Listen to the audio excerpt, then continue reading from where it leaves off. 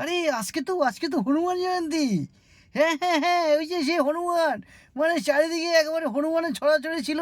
মানে রামের পুজো করলে, রামের নাম নিলে যেন খুব অপরাধ হয়ে যেত, সেই দিনও যে হনুমানের পুজো হতো। কিন্তু ব্যতিক্রম হচ্ছে সেদিনের হনুমানের রং এবং আকার অঙ্গি ভঙ্গি অন্যরকম ছিল। ঠিক শুনছেন। তবে বর্তমানে আবার দেখা যাচ্ছে পশ্চিমবঙ্গে রামের আবির্ভাব এতটাই খুবই পরিপূর্ণ পরিপূর্ণতা পেয়েছে। মানে মাঝে মাঝে মনে হচ্ছিল যে রাম হচ্ছে গিয়ে ভক্ত, আর হনুমান হচ্ছে গিয়ে গুরুদেব। তো এখন আবার ঠিক জায়গা মতো চলে আসছে, অর্থাৎ রাম গুরুদেবের জায়গায় চলে আসছে আর হনুমান ভক্তর জায়গায় চলে আসছে। এখন আমি আশঙ্কা বোধ করছি যে এই যে এই হনুমানের আবার যে নানান রকম একটা শ্রেণী ভাগ রয়েছে। হ্যাঁ, সেই লেজকাটা হনুমান, মানে হনুমান জয়ন্তী বলে কথা তো। হ্যাঁ, এর মধ্যে যদি আবার লেজকাটা হনুমান চলে আসে, তার মধ্যে আবার ভক্তর এত জনপ্রিয়তা মানে আগাগোড়া ছিল, সেটা দেখে রাম যদি একেবারে হয়ে রামের আবার যদি রাম বেরিয়ে বলছে, রামের পুজো টুজো হয়েছে ঠিকই, কিন্তু রামের ঝান্ডা আর ডান্ডা এটা কিন্তু বেরোয়নি।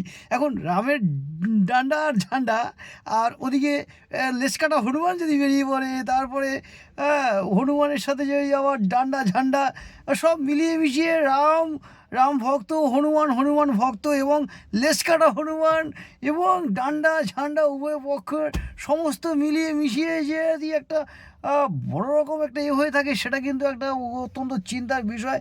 তাই আমি খুবই চিন্তিত এই রাম হনুমানের বিষয়টা নিয়ে, খুবই চিন্তিত, যেহেতু আজ হনুমান জয়ন্তী।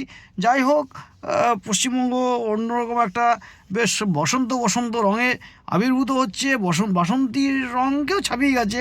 ওই আসলে সেদিন বলছিলাম যে ওই পেঁপের ভিতরে যে পাকা পেঁপের ভিতরে যে রঙটা আগে ছিল হালকা হালকা পাকার কাছাকাছি যাওয়ার যে পেঁপে, সেরকম একটা মানে বাসন্তী রং টাইপের হনুমান ভক্তদের রং ছিল। এখন কিন্তু হনুমান ভক্তদেরও রং সরাসরি একেবারে আমের কাছাকাছি পৌঁছে যাচ্ছে। মানে সেই পাকা টকটকে পাকা আমের ভেতরটা যেরকম থাকে, একেবারে দারুণ দারুণ, একেবারে পিওর। তো এইসব বিষয় নিয়ে খুবই চিন্তিত, খুবই ভাবনায় হচ্ছি। যাই হোক, আমি একটা কথা বলে রাখি আপনাদেরকে।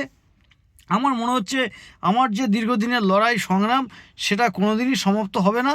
হয়তো ওই মাঝখানে সময়ের নিরিখে বা মাঝখানে হয়তো 2-1 দিনের জন্য একটু হয়তো বিশ্রাম পেতে পারি। আবার মোটমাট যখন যে আমি সেই কয়েকদিন আগে একটা লেখা লিখেছিলাম কয়েক বছর আগে, খাও খুব ভালো, হজম করতে না পারলেই সব গেল, তাই নিয়ে আমার উপরে যে রাগারাগি বিদ্রুপ তৈরি হয়েছিল। যাই হোক, এইসব তো চলতেই আছে, চলতেই থাকবে। তাই আমি ভাবছি আর কি, যে আমার মতো মানুষের তো যুদ্ধ শেষ নেই। হয়তো সাময়িককালের জন্য শেষ হবে, আবার পরবর্তীতে আবার যেসব দৃশ্য দেখবো, যেসব অপ্রীতিকর জিনিস মনে হবে, অন্যায় মনে হবে, সেগুলো আবার বলবো। যাই হোক, সকলে খুব খুব ভালো থাকবেন, এটাই আর কি ভাবছি। যে কত চেঞ্জ হয়ে যাচ্ছে মানুষ, কত হয়ে যাচ্ছে মানুষের নীতি আদর্শ, কোন জায়গায় হোঁচট খাচ্ছে, আবার উঠে দাঁড়াচ্ছে। আবার অনেকে নীতি আদর্শ একেবারে নেই বললেই চলে। আমার তো কোনো কিছুই নেই, কিন্তু যাদের আছে তাদের তো এগুলো রক্ষা করা উচিত বলে আমার মনে হয়। কারণ character loss is everything loss. হ্যাঁ, money loss is something loss, কিন্তু এখন বিষয়টা উল্টো হয়ে যাচ্ছে। যাই হোক, সকলে খুব খুব ভালো থাকবেন।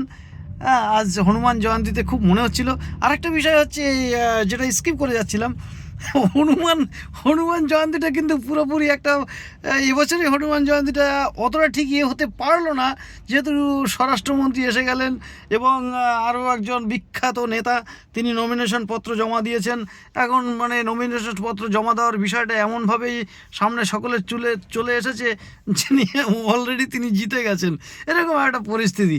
যাই হোক, সকলে খুব ভালো থাকবেন, এটা আমার মনে হচ্ছিল, তাই আপনাদের সামনে বলেই ফেললাম। আবার কেউ কিছু খারাপভাবে নেবেন না, আর নিলেও কিছু করার নেই। আমাকে তো অনেক লোক ভালো বলেন না, অধিকাংশ লোকেরাই খারাপ বলেন, তো আপনি নয় আর একটু বেশি খারাপ বলবেন। সকলে খুব খুব ভালো থাকবেন। এতক্ষণ আপনাদের সাথে ছিলাম আপনাদের স্নেহের ও ভালোবাসার কবি সুব্রত মিত্র।